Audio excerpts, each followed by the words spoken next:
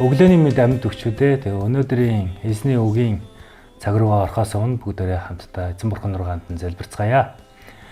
Их эзэн минь таньда баярлалаа. Шинэ өглөөний төлөө танд талархаж байна. Эзэн минь тэгээ өнөөдрийн үгийн цагийг таны өмнө даатхан залбирч байна. Өөрийн үгээрээ та бидэнд ойлголт ухаарлыг өгөх болтугай. Эзэн минь тэгээ таны үг бидний амьдралд хэрэгжүүлэхэд та бас тэр сайн хэрэгжүүлэлт болоход туслаарай. Есүсийн нэрээр талархан залбирлаа. Амен. За өнгөрсөн даваа мегмар гаргуудад би нөхөр хүмүүний талаар, үүргийн талаар, мөн эхнэрүүд, сайн эхнэрийн талаар та бүхэнтэй хуваалцсан байгаа. Өнөөдөр би та бүхэнтэйгээ бат бөх гэр бүлийн талаар ингээд үргэлжлүүлэн хуваалцах болно. Тэгээ хамтдаа бүгдээрээ Колосай намын 3:18-аас 19-ыг харцгаая. Эхнэрүүдээ эзэнд нийцүүлж нөхөрдөө захирагдтун. Нөхрүүдээ эхнэрээ хайрлагтун. Тэдэнд бүх хатуурхаа гэсэн байна. Амен. За гэр бүлийн бат бөх байдал энэ зүйл дээр шууд тогтно гэд хэлчихэд ер нь хэлсдэхгүй гэж бодож байна. Нөхөр хүн эхнэрээ хайрлаж, эхнэр нь нөхрөө хүндлэх зөвхөн үгээрээ бус, үйлдэлээрээ харуулж амьдрах мөн илэрхийлэгдэх ёстой.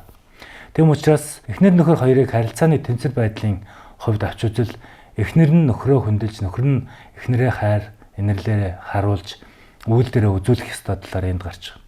Бат бөх гэр бүл байх нь зөвхөн хамт амьдарч нэг дээвэр доор оршиж байгаа байдлыг хэлэхгүй, харин харилцан хайр, хүндлэл, итгэлцэл, огтлцол дээр бат бөх харилцааг бий болгодог, мөн суурилдаг байгаа. Хосын хооронд энэхүү тэнцвэр нь гэр бүлийн амьдралын бат бөх мөн тогтвортой болгож маргаан үйл ойлголтыг багасгадаг байгаа. Эхнэр нөхөр хоёрыг харилцан ойлгох, бие биенээ дэмжих, хайрлаж хүндлэх, мөн хүчирхийлэлгүйгээр харьцахад энэ зарчим бидэнд тусалдаг. Ямар ч бэрхшээл тулгарсан хамтдаа даван туулж, эв нэгдэлтэй, эзэнт бурхан дуулууртай үгийг хэрэгжүүлдэг эхнэр нөхрүүд цаашид бат бөх амьдралыг бий болгодог байна. Тэгээ өмнөх өдрийн бас цагаараа би эхнэр нөхөр хоёр бие биендээ эсрэг тал биш, нэг баг гэдэг, нэг зорилготой хамтрагч гэдгээ үргэлж ухамсарлаж байх ёстой талаар хуваалцсан байна. Хичээсийн даваа бид нэг бие болсон учраас сэтгэл санаа, оюун бодол, зориг, үнэт зүйлс бид нэгдмэл байх ёстой. Эхнэр нөхрүүд бие биенээ сонсож, ойлгож, хүндэтгэж сурах нь маш чухал. Яков номын 1:19 дээр хүн бүр сонсохдоо түргэн үг хэлэхдээ айдуу уур хэлэнд хойрог бай гэсэн.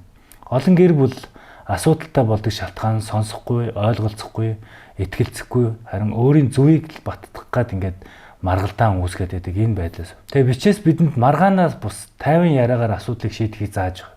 Мөн бат бөх гэр бүл гэдэг бол итгэлцэл бол маш чухал байдаг. Амлалтаа зөрчих, үнэт бус байдалд нь харилцааг аажмаар нураадаг байна. Эфес номын 4:25 дээр худал хуурмыг таядан хайж хүн буй бүр бие биенээ үннийг яар гэж бичсэн байдаг. Үнэт байдал бол хайртай хүнийхээ өмнө хүлээсэн хариуцлагатай байдал. Итгэл эвдэрвэл харилцаа бас дагаал эвдэрж тэр байдлаа цаашлаад сэтгэл зүрх шархаж үүсдэг байдаг. Мөн хосууд хэлж ярьж байгаа ам дээр манаачийг үргэлж тавих хэрэгтэй. Юу хэлэх үү, юу ярих үү гэдгээ үргэлж бодож, бие бинийгээ шархлуулахгүй, гомдоохгүй энэ үгийг амнаасаа зарим нэгэн үгийг гаргахгүй байх талаар үргэлж бас боддог байх хэрэгтэй юм аа. Бидний амнаас гарч байгаа үг нь эсвэл нэг харилцааг эвддэг, эсвэл биднийг босгон байгуулж яадаг юм шүү. Доромжилсан үг, үл ойшоосон байдал, уур хүндлээ зөв илэрхийлэхгүй, орилж хашгирах, эсвэл хүчирхийлэл үйлдэх нь хайр биш, харин эсрэгээрээ нүгэл байдаг. 1-р Хронот 13 дээр хайр төвчээртэй, инэрэмгүй, бардамдгүй, ихэрхтгүй гэж хэмээн бас тодорхойлсон байдаг хайранд. Хэрэг бид өөрсдийгөө хайртай гэж бодож байвал үг үйлдэлээрээ бас харуулж явах хэрэгтэй юм аа. Мөн бат бөх гэр бүлийг эвдчээдэг нэг дараагийн зүйл юу гэхээр мөнгө санхүүгийн асуудал байдаг. Олон гэр бүлийн маргааны их усэр энэ болж идэг.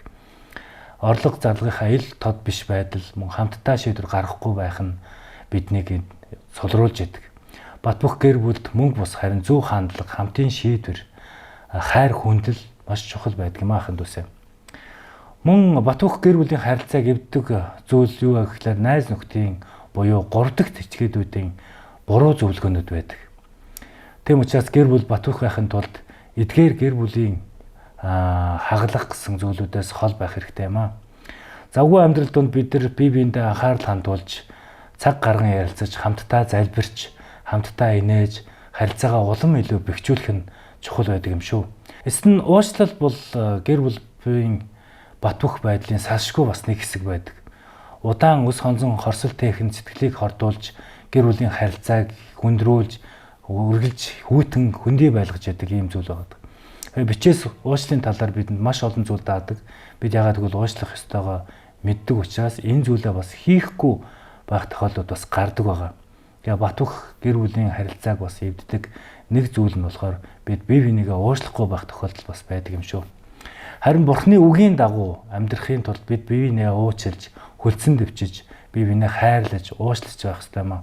Товчхондоо бат бөх гэр бүл гэдэг нь бол эд материалын хангалуун байдал бус. Харин бичээсийн дагуу бие бинийгээ хайрлах, хүндлэх, уучлах, хамтдаа өсөн төлөвшөж чаддаг гэр бүлийг хэлдэг юм аа. Тэгээ ийм гэр бүл Бурхны ивэл дор бат бөх зогсож урт хугацаанд тогтвортой байдаг юм шүү итгэл айхан дүүсээ.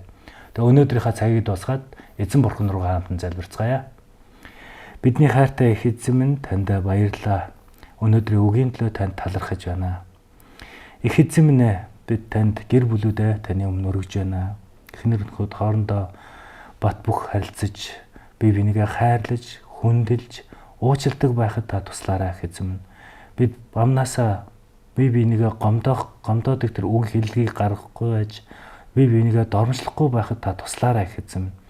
Бие бинийгээ хүлцэн дэвчиж, бие бинийгээ хайрлаж, усалж, тордож, хамгаалж, хүндэлдэг байхад та туслаарай их эзэн минь. Танд баярлалаа их эзэн. Бүх алдар магтаал хүндэтгэл зөвхөн танд байх тугай. Есүсийн нэрээр талархан залбирлаа. Амен.